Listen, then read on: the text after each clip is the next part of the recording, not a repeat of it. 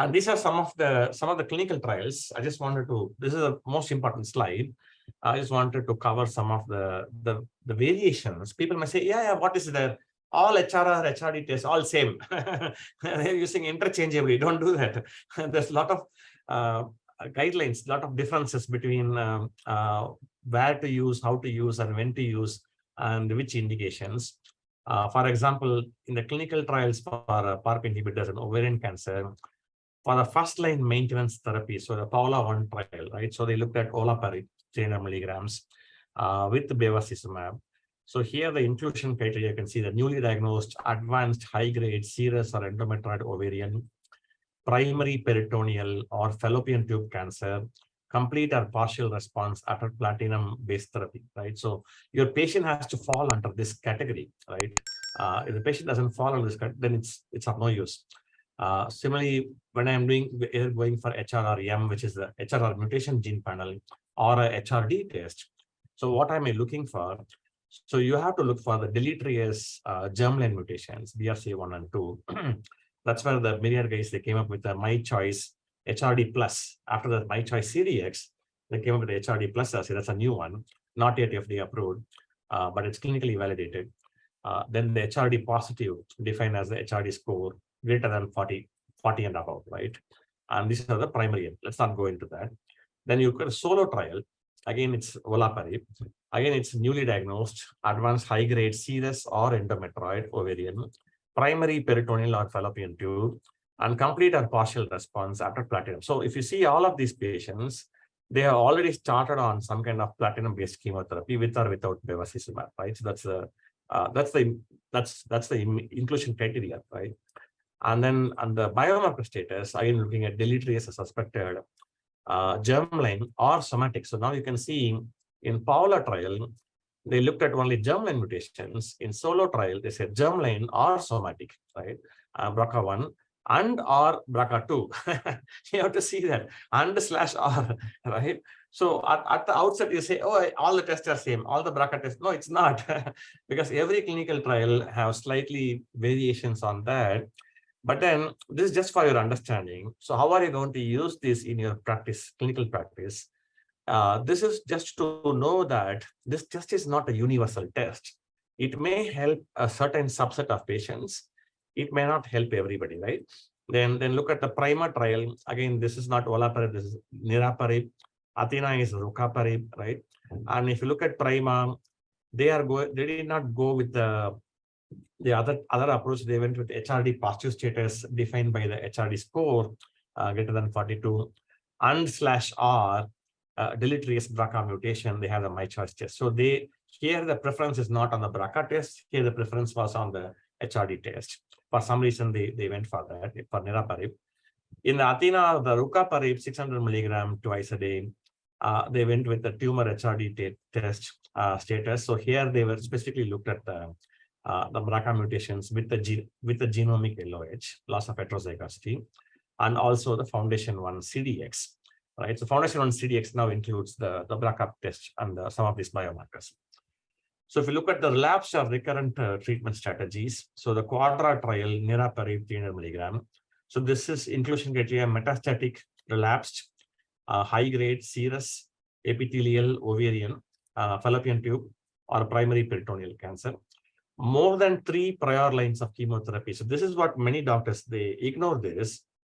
So the study clearly says this is not for the new cases, or not for 1 failures. This is for 3 failures, three prior, more than or greater than or equal to 3 prior lines of chemotherapy. We usually tend to ignore these things, right? So you have to look carefully, and it will only work in those situations. It may work in other situations also, but that's what the clinical trial, the evidence, you have to go by the evidence, because it's evidence-based medicine. So in this situation, we are looking at germline BRCA1, BRCA2 variants and HRD score. And there is another closely followed study where they did not look at the BRCA mutations at all. Then there's a solo 2 trial. So they looked at, again, deleterious BRCA1, BRCA2 mutation. So this, now you can see in a single table, when you put just 2-3 clinical trials, there is no consensus, right? One guy is looking at only mutations, only germline. One guy is saying germline and or somatic. One guy is saying only HRD. One may say, okay, HRD and R BRCA. So now how are we supposed to interpret this, right? This is the challenge. That's why we have to go with the clinical practice guidelines, depending on whether you're US or Europe, either NCCN guideline, ESMO guideline. But then it takes a long time for more and more trials like this. There's one more page to this. More and more trials like this happening all the time. And then there's a committee. So if you go to these conferences, ESMO or ASCO, there'll be one special session for this. There'll be like all the senior guys who worked in the trials and who worked in this, and also there'll be representatives from industry also. They'll all sit together and they'll come up with the guidelines, right? So the guidelines are written by your peers, right? So it's not a hard and fast rule. But again, your own clinical experience matters a lot. So again, you can see Solo 3 trial. They looked at olaparib, and this was the relapsed case, high-grade serous or endometrioid ovarian, primary peritoneal or fallopian tube cancer. And here again, they looked at only the BRCA1 and 2. They did not do the HRD test here. On the NOVA trial, niraparib, they did only germline BRCA mutations. So HRD test also assessed. That means not all the patients received it. Only a few patients received the HRD status. Then the aerial trials, everybody talks about the aerial trials. It's one of the most promising trials. Rucaparib, it was a blockbuster for rucaparib. This is for recurrent high-grade serous endometrioid ovarian fallopian tube, also primary peritoneal cancer. Platinum sensitive, right? You have to see this, platinum sensitive, and greater than or equal to 2 prior lines of platinum-based chemotherapy. BRCA1 and 2 mutations, HRR-related gene mutations. So here they have used the NGS assay. I think this is from Tempus. I'm not sure. I have to check. And germline mutations by the BRCA analysis CDX test. So Ariel 4, again, BRCA1 and 2. And they also looked at the reversion mutation. Sometimes what happens when the cells are dividing, some mutations are removed and some new mutations pop up. So it's called a BRCA reversion mutations. So this was only one trial they have looked at that. Also in this study, you can see the inclusion criteria. It's relapsed high-grade epithelial ovarian fallopian tube or primary peritoneal. But here it has to be PARP inhibitor naive.